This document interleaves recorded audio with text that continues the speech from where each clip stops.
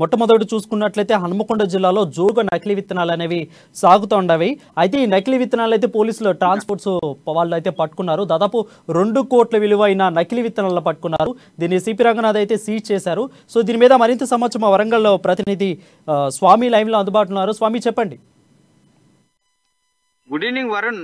మొత్తానికి చూసుకుంటే ఉమ్మడి వరంగల్ జిల్లాలోని కూడా నకిలీ విత్తనాలు కూడా పట్టుకోవడానికి కూడా పోలీస్ శాఖ నుంచి టాస్క్ ఫోర్స్ కావచ్చు, పోలీస్ శాఖ నుంచి కూడా 2 బృందాలుగా విడిపోయి ఒక 15 రోజుల నుంచి కూడా నిఘా పెట్టి షాపుల పైన కూడా ఒక ప్రత్యేకమైన నిఘా పెట్టారు. టాస్క్ ఫోర్స్ ఆధ్వర్యంలో కూడా ఇక స్థానిక మడికొండ పోలీసులు కావచ్చు, మామూలు పోలీసులు కావచ్చు, వీళ్ళంతా ఒక నిఘా నేత్రంలో కూడా 15 రోజుల పాటు షాపులు నడుస్తా ఉన్నాయి. మరి ఇక్కడ వరంగల్ కేంద్రంగా తీసుకుని కూడా ఇటు మహారాష్ట్ర ఇటు ఇటు తెలంగాణలోని కూడా ఒక విగ్రహాలు చేయడానికి కూడా నకిలీ మూట కూడా ఇక్కడ వరంగల్లో సంచరిస్తున్న కేంద్ర బిందువుగా తీసుకొని కూడా నకిలీ విత్తనాలు జోరుగా విక్రయాలు జరుగుతాయని నేపథ్యంలోని కూడా మొత్తానికి ఇవాళ 15 రోజుల నుంచి ఒక రెక్కి నిర్వహించి కూడా టాస్క్ ఫోర్స్ మరి పోలీసులు కూడా ఒక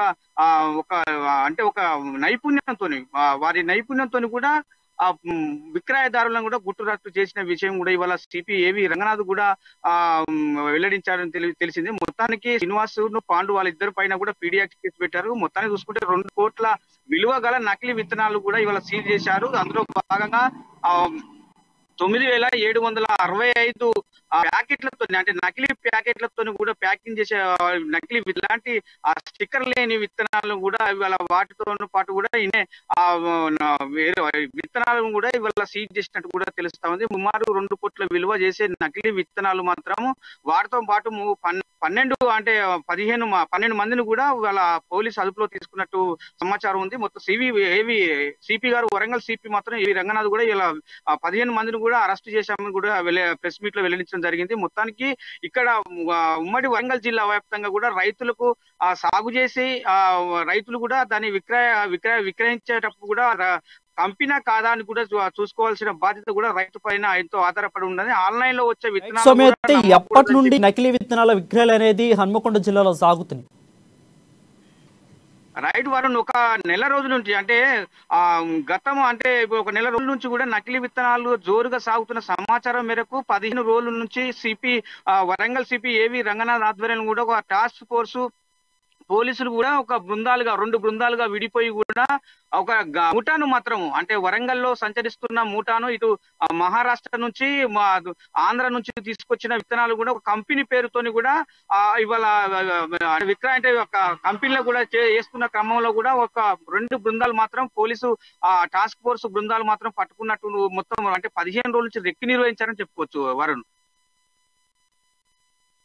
తెలుసుకుని అటు గుట్టూరు అట్టయిపోయింది. సో అధికారులు రైతులకు ఎలాంటి సలహాలు సూచనలు ఇస్తున్నారు? రైట్ వరుణ్, మొత్తానికి రైతులు మాత్రము విత్తనాలను కొనేటప్పుడు అవి మన కంపెనీ ఏవా కావా పలుమార్లు తీసుకోవాలి. జాగ్రత్తలతో పాటు కూడా అక్కడ సంబంధించిన వ్యవసాయ అధికారులను మాత్రం కంపల్సరీ వాళ్ళ సూచనలు ప్రాయంగా తీసుకోవాలి. మన వ్యవసాయ శాఖ అధికారులు నామకరణం చేసినవి మాత్రమే అవి విత్తనాలు తీసుకొని మాత్రం రైతులు ఎలాంటి నష్టపోకుండా ఉండాలని చెప్పి కూడా ఇవి రంగనాథ్ కూడా తెలిపిన సందర్భం కనపడతా ఉంది. కానీ మొత్తానికైతే నకిలీ విత్తనాల పేరుతో కూడా రైతులు మోసపోకూడదు. ఆ రైతులను ప్యాకింగ్ లేని కుల్లగా ఇండివిజువల్ గా ప్యాకెట్లను కూడా అవి మీరు నమ్మవద్దు. అది మొత్తం అధికారులను కూడా మీరు వ్యవసాయ శాఖ సంబంధించిన అధికారులను కూడా సంప్రదించాలి. ఆ సంబంధించిన కంపెనీకి సంబంధించిన ప్రభుత్వం గుర్తింపు పొందిన కంపెనీల విత్తనాలు మాత్రమే కొనుగోలు చేసి రైతులు ఆనందంగా పంటలు పండించుకోవాలని చెప్పి కూడా ఏవి రంగనాథ్ తెలిపిన పరిస్థితి కనపడతా ఉంది. మొత్తానికి దీంట్లో నిమగ్నం అయిపోయిన టాస్క్ ఫోర్స్ వాటితో పాటు వ్యవసాయ శాఖ అధికారులు మాత్రం కూడా ఆ రైతులకు ఈ విధమైన సూచనలు కూడా ఏర్పాటు చేశారు వరుణ్.